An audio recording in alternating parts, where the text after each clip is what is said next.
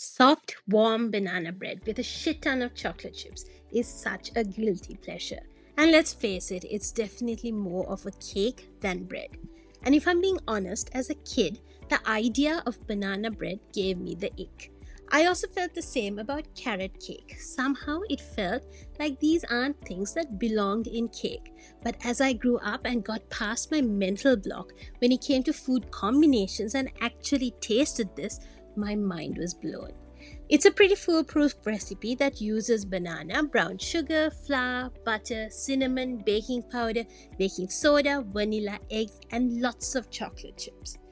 You want to use bananas that are almost overripe for this.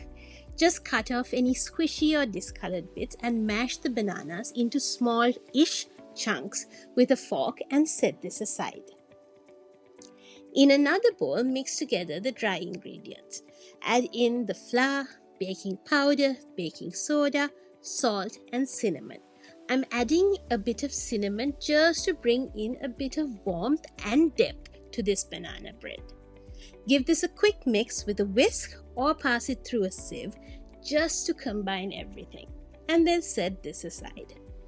Put the butter, brown sugar, and vanilla in the bowl of your stand mixer and get this mixing on a medium speed with a paddle attachment.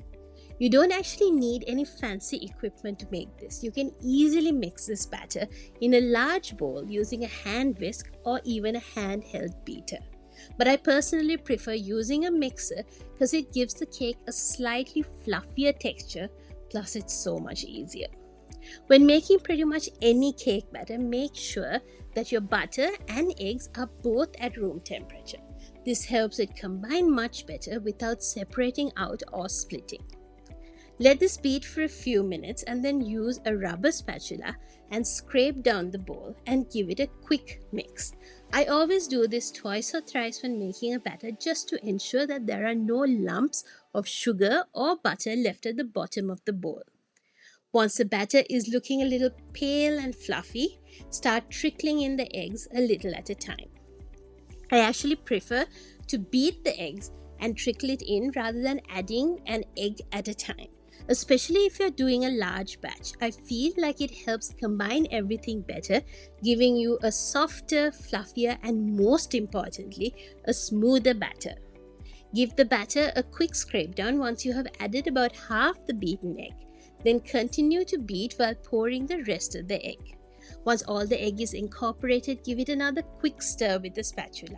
At this point, make sure that there are no sugar granules left. And if it's still looking a little grainy, keep beating for a few more minutes. Then pour in the mashed banana and beat again for a few minutes on medium. Reduce the speed and add in the flour. I'm doing this in 2 batches. Add half the flour in, give it a quick mix, and then go in with the other half. Increase the speed for the last 30 seconds or so of beating. And as always, give it a quick stir with a spatula to make sure that there are no lumps of flour left at the bottom. Once the batter is ready, add in the chocolate chips. If you're adding walnuts, add that in at this point as well.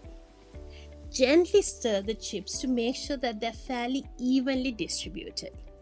And then pour the batter into a lined loaf tin. I'm topping this off with a few more chocolate chips just to make it that much more decadent. The one thing I have noticed is that baking times and temperature tend to change just a little bit from oven to oven.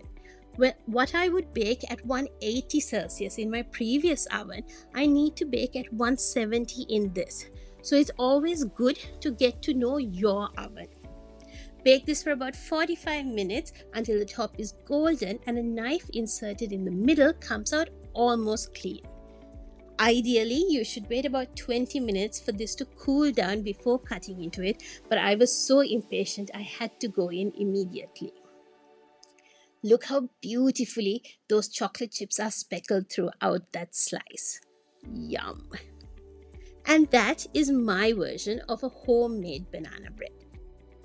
If you're having this after it cools down, just heat it up in a pan for about a minute or so on each side before eating to get that same warm, freshly baked feeling. And the next time you have bananas going begging at your home, Please give this a try. It's a delicious way to use up what would have otherwise been food waste. See you in the next video. Bye.